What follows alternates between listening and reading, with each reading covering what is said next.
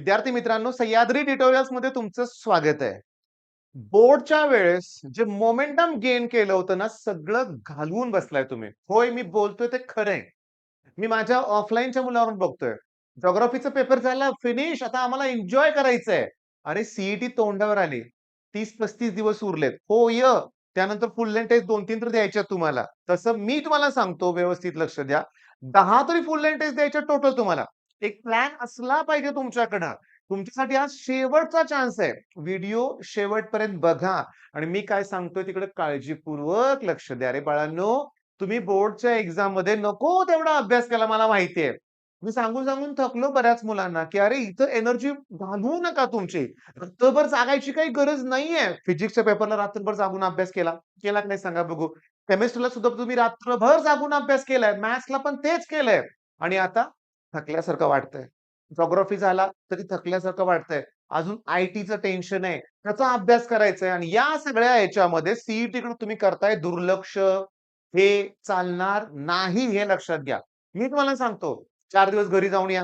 आराम करा. थोडंसं फ्रेश व्हा. असं नाही सांगणार तुम्हाला मी. मी सांगतो जिओग्राफीचा पेपर दिल्या तुम्ही फुल लेंथच्या तयारीला बसला असणार आहे मला माहिती आहे. कारण आज 8 तारीख आहे आणि आपण आपल्या बॅचमध्ये फुल लेंथ टेस्ट तुम्हाला प्रोव्हाईड केलेली आहे.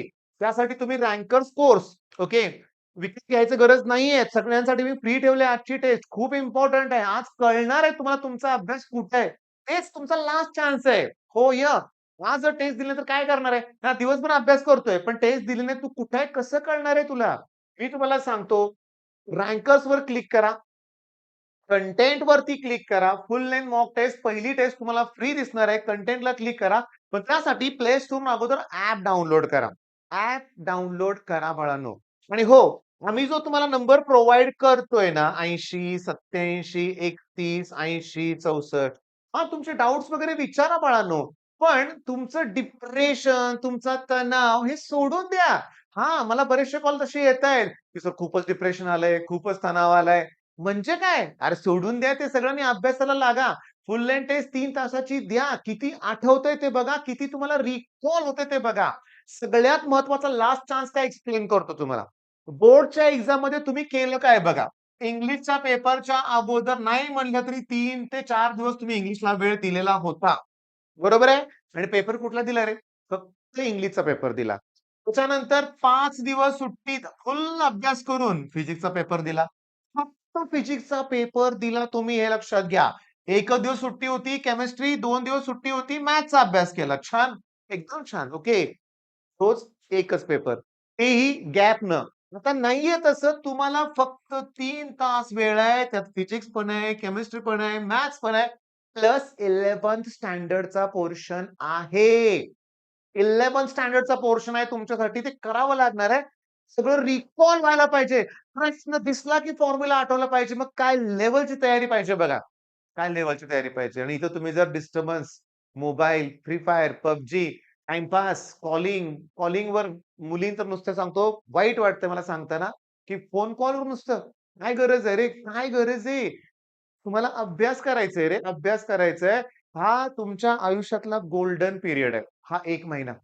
हो, सिरियसली.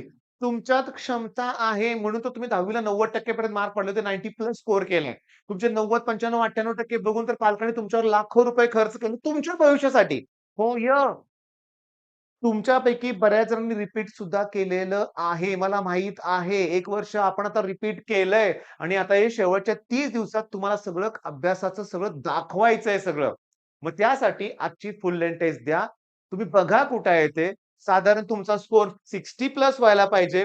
विथआऊट गेस लक्षात घ्या. 60 होतोय का 70 का 80 का 90 बघा काय होतंय ते लक्षात घ्या. मी तुम्हाला सांगतो अगदी 170, 180 वाली मुलं पण भेटतात टेस्टमध्ये. ओके. प्रामाणिक असतात मुलं. काही जण फ्रॉड करणार तर जाऊ दे म्हणूया तो विषय सुद्धा घ्यायला नको. पण ह्या स्कोरच्या मुलांना सुद्धा कॉम्पिटिशन आहे. खूप स्पर्धा आहे, खूप स्पर्धा आहे. मग ती स्पर्धा चांगलीच आहे. त्यातून आपण अजून पुढे जाणार आहे. आपल्याला अजून शिस्त मिळणार आहे. आपण अजून प्रगती करणार आहे. म्हणजे आपल्या आयुष्यातला हा तसा बघितला तर एक शेवटचा चान्स आहे. आपल्याला काहीतरी करून दाखवण्याचा. पटलं तुम्हाला? सिरियसली हा एक शेवटचा चान्स आहे. आणि इथे रे काही तसं नसतं रे. फार कुठली अवघड गोष्ट नसते. मी आहे ना तुमच्या समोर. आयुष्यभर मला मॅथ्सची भीती वाटायची. पण मॅथ्स माझा फेव्हरेट आहे. ओके. मला फिजिक्सची पण भीती वाटायची. मला 11th-12th चीच भीती वाटायची. आणि मी कोचिंग क्लासेस सुरू केले ना, फक्त 8, 9, 10 पर्यंत होते. हो, पहिलं वर्ष 8, 9, 10 आणि जेव्हा माझी पहिली 10वी ची बॅच म्हणली ना, की "सर तुम्हीच घ्यायचंय 11वी-12वी." मला घाम फुटला होता. कारण मला हे सगळं अवघड वाटायचं आणि मी सोप्याचा विचार करत होतो. 10वी पर्यंत एन्जॉयमेंट, कुठे काय सगळा सोपा सिलेबस. नाही.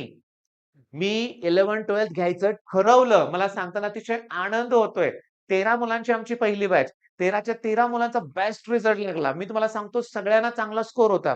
त्यातला मला सांगताना अतिशय आनंद होतो, की परेशला वालचंद कॉलेज मिळालं होतं. इंजिनिअरिंग कंप्लीट करून त्याने गेटची एक्झाम दिली आणि आय-आय-टी दिल्लीमधून त्यानं पुढचं एम-टेक कंप्लीट केलं. म्हणजे बघा, बघा केलं की होतंय. मी तुम्हाला सांगतो, की माझ्या नशिबाने मला पहिली बॅच पण छान मिळाली. मग अभ्यास छान झाला.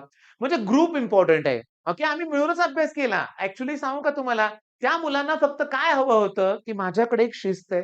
चला इथे एक स्टडी रूम मिळते. इथे एक अभ्यास होतोय, एवढं पाहिजे होतं. मिळालं त्यांना ते आणि त्यांच्यावर माझी पण बॅच सुरू झाली. म्हणजे जी गोष्ट मला अवघड वाटत होती, ती पॉसिबल झाली. आज लाखो मुलं आपल्या YouTube चॅनलवर मला जॉइन आहेत.